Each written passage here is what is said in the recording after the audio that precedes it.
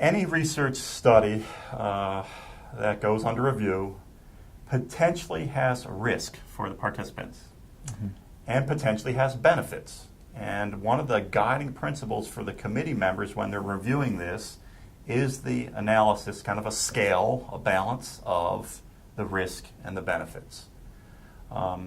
It's not that if a study involves risk that the committee won't approve it. That's not the case. It's a balancing act. In much research, there are risks. It's a question of how strong, how many, how serious are those risks. Most of the research I see from you as graduate students or from my colleagues, faculty members doing research, particularly in the kind of the social sciences, the helping professions, most of the risk is minimal. Occasionally we do have some studies that impose high risk.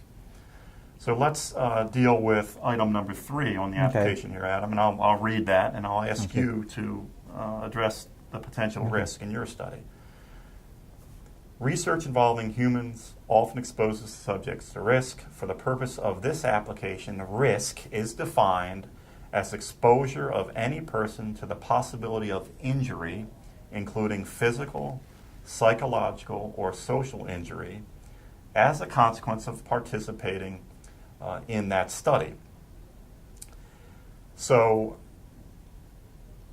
as you look at your study, Adam, you're asking me, let's say I'm a participant, you're asking me to come in and read these GRE passages in 2 formats, and then we're going to have follow-up.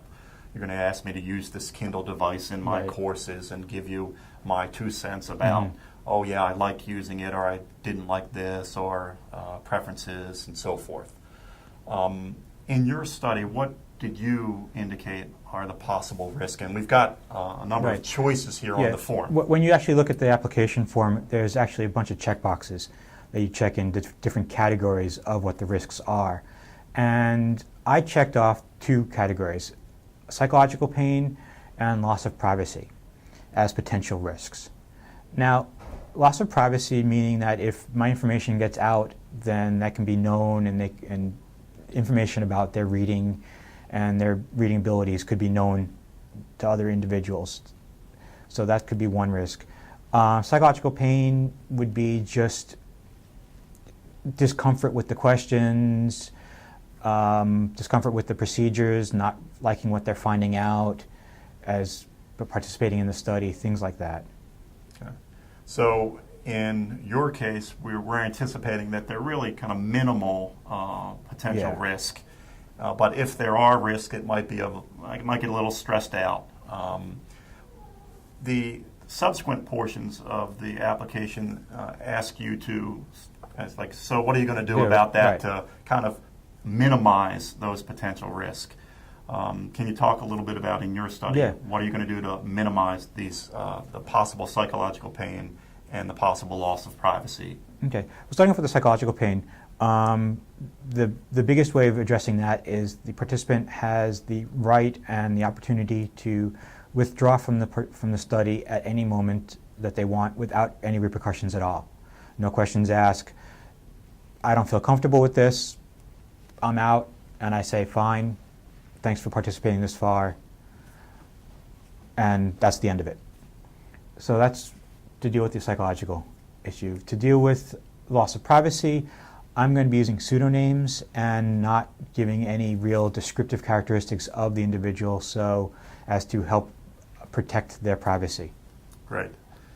On the psychological stress or pain that they might experience, one thing I want to point out for all of you is that in the case of minimizing risk, it is the case across the board, even if there aren't risks, any participant in a study, after they've committed to the study, can withdraw at any time, and it doesn't require a reason.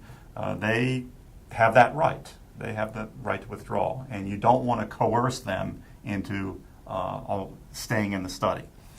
At the same time, there are some good logical moves you can make so that you don't have an either-or scenario, so where either the participant enters the study and stays through the entire study, or at some point they exit.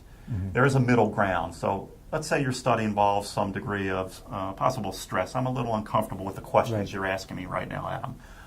As a PI and as a participant, we can have a little arrangement there that says, hey, you want to take a break? You want to skip that question? Right. And that's a great, good strategy for balancing this risk and benefit and stress and so forth. So it's not an all or nothing. So if Adam asks me a question that ticks me off, I quit. It doesn't No. have to be like that. They just use logical common sense and things like, let's take a break, let's skip that question. Oh, I prefer not to complete this activity. That's fine. Let's go on to the next activity. Okay. Particularly with children. You can envision situations where children might be have a little less capacity to handle certain things and might get upset.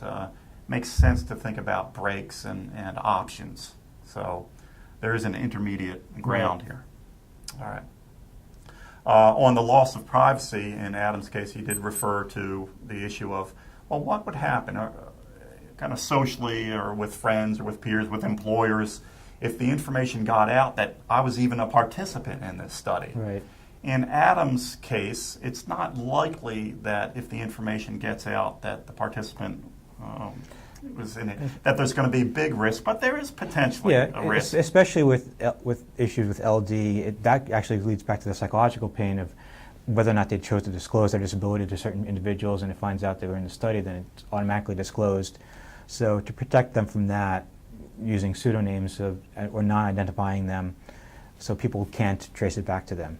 So when Adam's referring to the LD, by that he means the individuals with learning disabilities. One of the, I believe, the selection criteria for people who would be able to participate is that they have to have a documented history of having a learning disability. And there, see, that's how as a reviewer, that's how I think. It's, oh, he wants to have college students who have a documented history of learning disability. And in fact, on the form that Adam alluded to earlier, in those categories, there's a section where you have categories that identify your participants. Mm-hmm. There are special categories. Minors are a special category. Why are they a special category? Because they have less legal capacity and autonomy than an adult to make an informed decision. So there's a higher kind of protection for minors. There's higher protection for individuals with disabilities. Again, because depending upon the disability, they may have a diminished capacity to make the informed decision. But in this case, in reviewing Adam's selection criteria, I know that these are adults. I know that they have some reading challenges, but I also know that they don't have more serious mental capacity issues. So they don't have severe mental retardation, for example. They're capable individuals. But at the same time, I am a little worried to say that, well, what if it gets out that they have a learning disability? How might that influence an employer or so forth? So he's doing the right thing. He's saying, hey, these folks have learning disabilities, but I'm going to work to protect their privacy. And even if the information does get out, the risks are probably no greater than walking around in daily life. Because in daily life, you know what? People may chat. And I find out, oh, Adam's got a reading disability. So you want to protect, you want to minimize the possible problems and risk, and he's taken clear steps to do that.